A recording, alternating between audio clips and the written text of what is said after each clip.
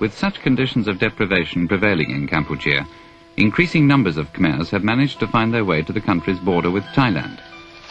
People like this woman, who gave birth to her child as she struggled to make the crossing.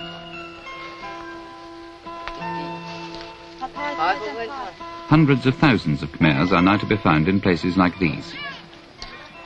Some of them are holding centres established securely inside Thai territory. Others are vast, sprawling encampments that have grown up with no definable limits and with a constantly fluctuating population. This means that not only are they in the danger zones close to the border fighting, but also that no one knows at any given time just how many displaced people there are. Some of them stay a day or two, most much longer. What's certain is that all of them wish one day to go home. In carrying out its responsibilities for coordinating all medical aid to the camps, the ICRC has had outstanding support from the national Red Cross societies. Doctors, nurses and nutritionists have come here from Australia and New Zealand, from Canada, Japan, America, from the countries of Europe and from the host country itself, Thailand.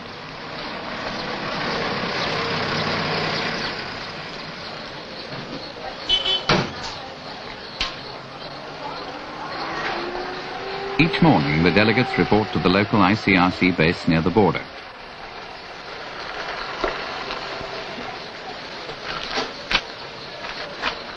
The medical teams assemble at the central pharmacy, where all the Red Cross medical supplies are stored. Men and women from all over the world who have responded to the call for help in carrying out a major humanitarian operation.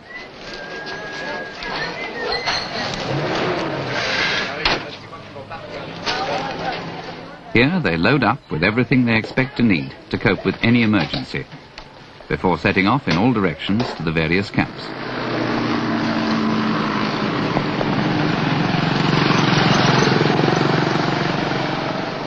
One of the many difficulties facing the relief agencies is that they are unable to use the roads across the border into Kampuchea.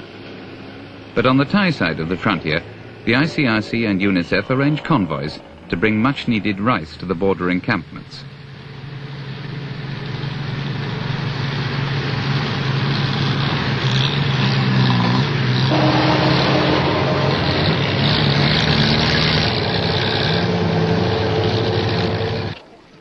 Representatives from the Central Tracing Agency of the ICRC regularly visit the camps, bringing for the lucky ones letters from relations living abroad.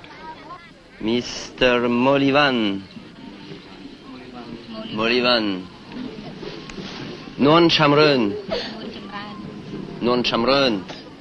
Monsieur Taihu, Kakuyu, Hip Kem Sin, Ban Samet, et puis là, Liang Heng. Kakuyu, il est ici? Ah, pas Kakuyu. Maintenant, Madame Samuk Kali, Liang Sita, Monsieur Tan Teng Ho.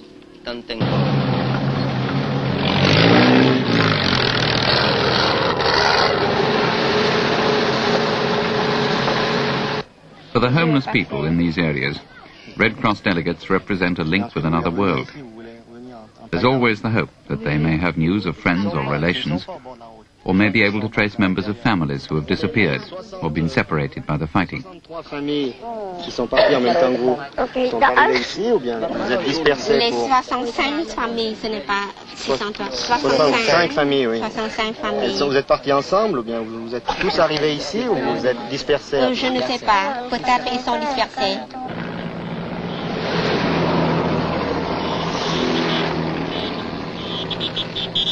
My family are very poor in my country today, and my father are sick. My father are sick in my country today, and I want to take a medicine here and some rice for my family.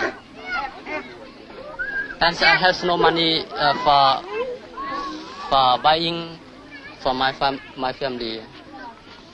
I want to make the medicine here.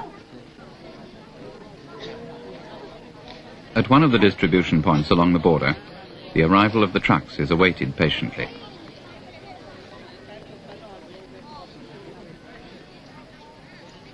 But today something has gone wrong. They wait. And they wait. And then the reason for the hold-up becomes clear. On the edge of a nearby encampment, there's a sudden burst of military activity.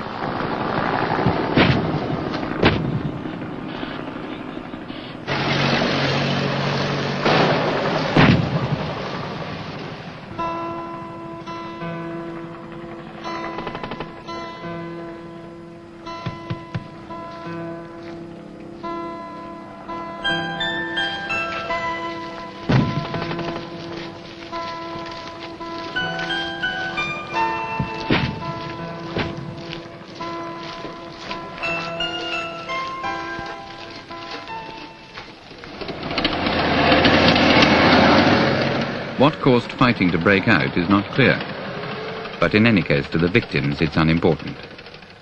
For them, this is yet another upheaval in their tragically dislocated lives.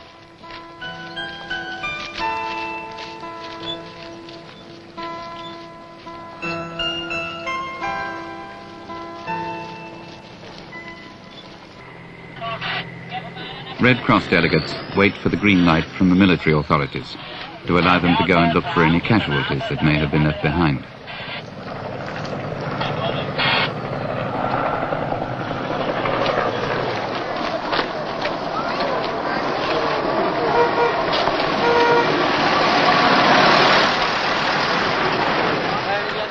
Meanwhile, the refugees clamber onto trucks and buses that have been rapidly summoned to carry them to safety and another stage in their rootless existence.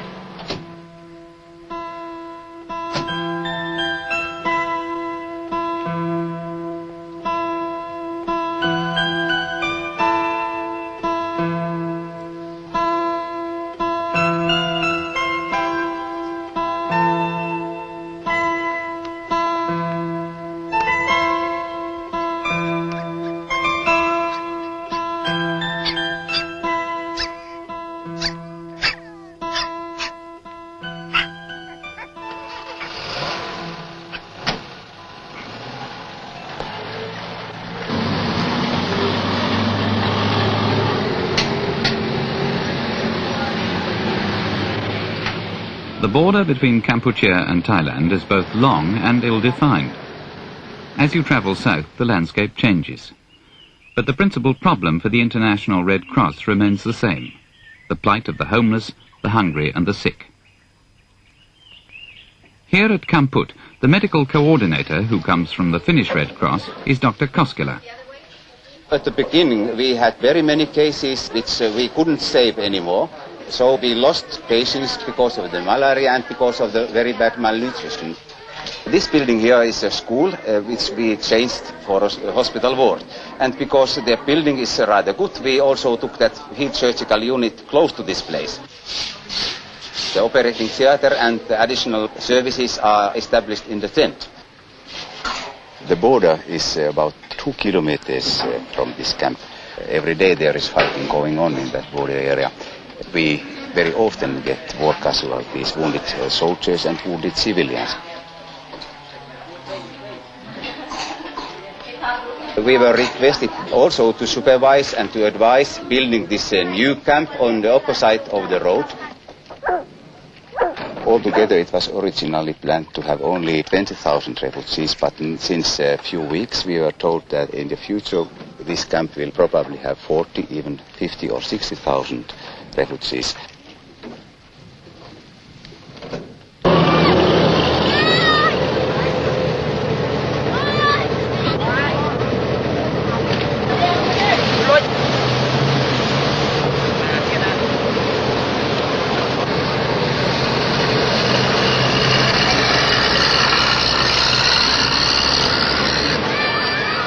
It's sometimes forgotten that as refugees from Kampuchea have flooded into Thailand, so the lives of some 200,000 Thais in the villages along the border have been totally disrupted.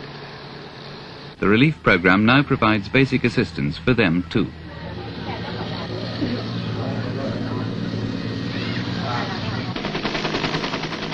Several relief organizations are helping the Thai authorities deal with the vast influx of people.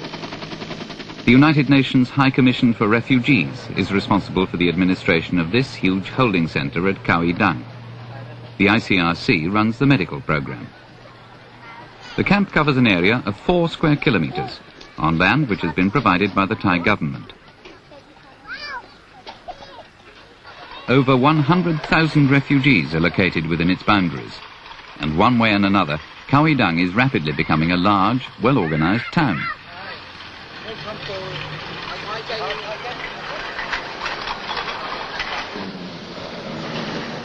Red Cross medical teams must be flexible and able to adapt readily to different conditions. One team from the German Red Cross makes a daily safari to a border clearing where a small number of Khmers, mostly women, come for treatment. Dr. Holger Dietz. When we first had 2 teams coming here, we found about 300 sick people here with malaria. It was an epidemiological area for malaria. Nearly 90 to 100% of the people had periodical fever. They were very bad malnutrition. They had no provision of any kind for quite a while. And we had to start our work on very low measures like bringing in food, building up hospitals or wards to put the very sick patients. Vous demandez pourquoi elle vient me revoir. Alors, à quoi aller? Non, je đau. Non, khuôn có đau. Dạ, hay chân chùm 2 màu, tam chùm 1 Une đau. béquinine Đau khô lang, đau. Mais ça sera présentoir. They have now nurses looking for the patients in the night and slowly build up a system which they can pertain themselves.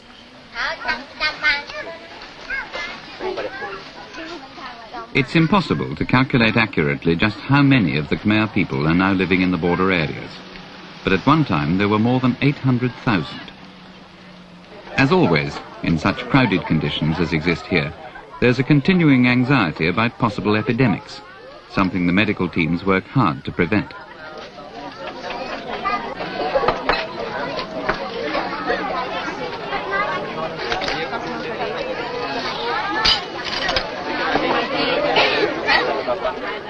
The provision of medical treatment and food supplies will remain the first priorities in helping the homeless people for a long time. The next one will come here, but it's special for this one. It's for the medicine. And the hospital is very close to the bridge, so it will be better to unload the medicine in near the temple. Huh? Okay. Almost all the food comes from the World Food Programme. Its distribution is organised by the ICRC and UNICEF. But the problems of arranging rice distributions on the border are never simple and are frequently hazardous. On one occasion, a convoy was attacked by armed raiders. At the same time, many refugees were killed or wounded, and ICRC hospitals in the camps were looted and burned. As a result, for a time, food distributions to some of the camps had to be suspended altogether.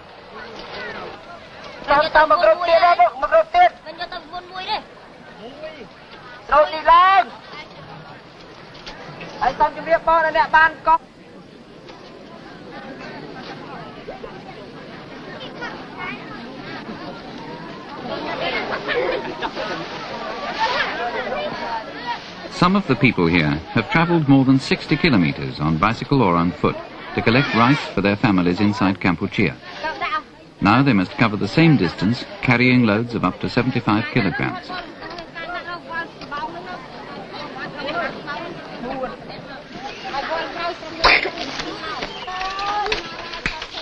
It's one of the ironies of the situation on the border that these Khmers are able to make their way back to their country by the short route the relief agencies may not use.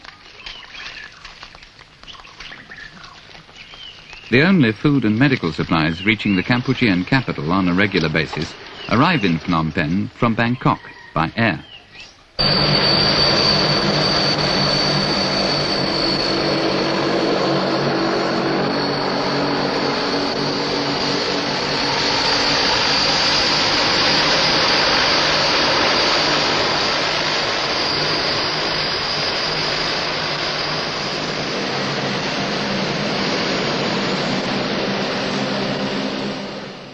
I believe also that the outside world has no idea and cannot really imagine how life is here.